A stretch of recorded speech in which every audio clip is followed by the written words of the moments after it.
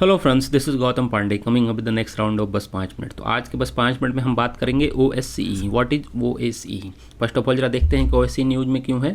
देखिए, recently Ukraine और रसिया के बीच में चल रहे वॉर के दौरान अक्सर ये क्वेश्चन निकल कर आ रहा है कि OSCE कहाँ है, OSCE क्या कर रहा है। और इंडिया ने भी OSCE के इंपॉर्टेंस को एक्नॉलेज करते हुए कहा है कि OSCE को आगे बढ़ चढ़ कर आना चाहिए और जल्दी से इस वॉर को ख़त्म करना चाहिए। तो इस वीडियो में हम समझेंगे कि OSCE क्या है, OSCE क्या काम करता है, और साथ ही साथ उसकी हिस्ट्री को भी जानेंगे और एग्जामिनेशन पॉइंट ऑफ व्यू से हमारे लिए कैसे इंपॉर्टेंट है OSCE, उसको भी डिस्कस करेंगे। तो चलिए शुरू करते हैं। सबसे पहले जरा हम OSCE की बात करते हैं।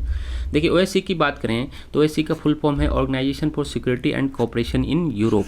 ये स्टैंड फॉर यूरोप। बट यहाँ पे एक पॉइंट हम याद रखना है एग्जामिनेशन के लिए कि यूरोप के ही सिर्फ नेशन इसके पार्टिसिपेटिंग नेशन नहीं है। मीन्स ये सिर्फ और सिर्फ यूरोप सेंट्रिक ऑर्गेनाइजेशन नहीं है। ऐसा नहीं कि सिर्फ और सिर्फ यूरोप के ही इसके नेशन इसके पार्टिसिपेटिंग मेंबर हैं, उसे भी हम डिस्कस करेंगे। ये पॉइंट हम याद रखेंगे यहाँ पर।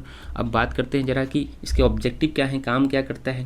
देखिए, काम की बात करें तो ये सारे जो अर्ली वार्निंग सिस्टम वगैरह कॉन्फ्लिक्ट जनरेशन के बीच में होता है, जो क्राइसिस मैनेजमेंट वगैरह होता है, उस पर काम करता है। और साथ ही साथ ह्यूमैनिटेरियन जितने भी काम हैं, जैसे वॉर वगैरह कंडीशन होती है तो उसमें भी काम करता है। ओवरऑल इसका ऑब्जेक्टिव एक ही है कि पीस थ्रू डायलॉग, जो डायलॉग के माध्यम से पीस को क्रिएट करना। मीन्स कहीं पे भी अगर कोई कॉन्फ्लिक्ट वगैरह होता है तो वहाँ पर पॉलिटिकल डायलॉग को क्रिएट करें और पीसफुली पूरा एनवायरनमेंट को बनाएं। अब जरा हम बात कर लेते हैं इसके फैक्ट के विषय में। तो देखिए, ये एक इंटर गवर्नमेंटल ऑर्गेनाइजेशन है। ये पॉइंट हमें याद रखना है कि ये वर्ल्ड की largest regional security oriented intergovernmental organisation है। फिर से मैं रिपीट कर रहा हूँ, वर्ल्ड की largest regional security oriented intergovernmental organisation है। हो सकता है क्वेश्चन इस तरह के बने कि वर्ल्ड की लार्जेस्ट इंटर गवर्नमेंटल ऑर्गेनाइजेशन है या नहीं है, तो ये पॉइंट हम याद रखेंगे, वर्ल्ड की largest regional security oriented organisation है। दूसरे नंबर पे हम बात करें तो इस UN ने इसे ऑब्जर्वर का स्टेटस दे रखा है। ये भी MCQ बन सकता है। तो UN ने इसे ऑब्जर्वर का स्टेटस दे रखा है, ये पॉइंट भी हम याद रखेंगे। अब बात करते हैं जरा हम इसके मेंबर्स की। तो देखिए, ओवरऑल 57 इसके पार्टिसिपेटिंग स्टेट नेशन है। और जैसा कि हमने कहा कि ई स्टैंड फॉर यूरोप, सिर्फ यूरोप के इसके मेंबर नहीं हैं।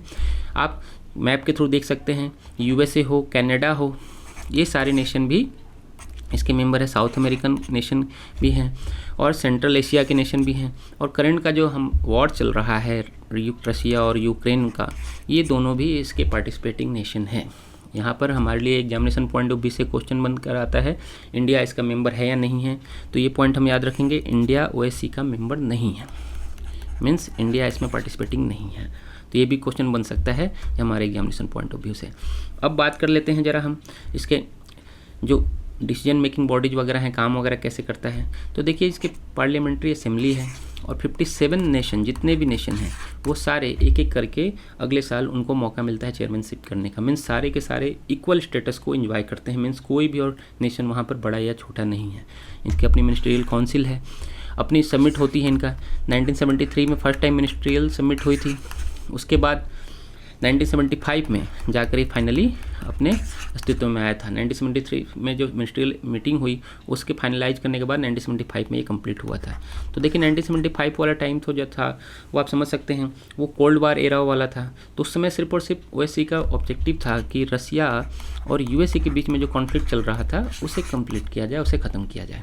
धीरे धीरे वो कॉन्फ्लिक्ट ख़त्म हुआ और इसके ऑब्जेक्टिव और बढ़ते चले गए। तो देखिए, एक पॉइंट और याद रखना है यहाँ पर, ये है कि 1975 के बाद उस समय तक ये सिर्फ और सिर्फ CSCE के नाम से जाना जाता था। मीन्स OSCE के नाम से नहीं जाना जाता था। उस समय तक इसका नाम conference on security and cooperation in Europe था। बट 19 दिसंबर 1904 में इसका नाम चेंज हुआ और तब से ये OSCE के नाम से जाना जाने लगा। ये पॉइंट भी हम याद रख सकते हैं। मे भी इस तरह के फैक्ट क्वेश्चन बन सकता है, MCQ बन सकता है। एग्जीक्यूटिव स्ट्रक्चर की बात कर लें तो इनका खुद का अपना सेक्रेटरी जनरल होता है, जिसका टर्म 3 ईयर्स का होता है। 3 ईयर तक इसके सेक्रेटरी जनरल होते हैं। और करंट की बात करें तो हेल्गा मारिया इसकी सेक्रेटरी जनरल है। और अपना इनका सेक्रेटेरिएट है वियना में, हेडक्वार्टर है इनका वियना में। तो ये सारे फैक्ट हो सकते हैं एग्जामिनेशन में हमारे पूछे जाए। अगर बात करें इनके फील्ड की, बात कहाँ कहाँ काम कर रहे हैं, तो यूरोप में काम कर रहे हैं, ईस्टर्न यूरोप में काम कर रहे हैं। देखिए, सेंट्रल एशिया में भी काम कर रहे हैं।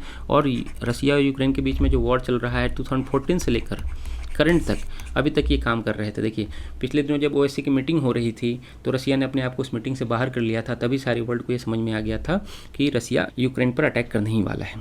तो होप आपको ये वीडियो समझ में आया होगा। Thanks for watching.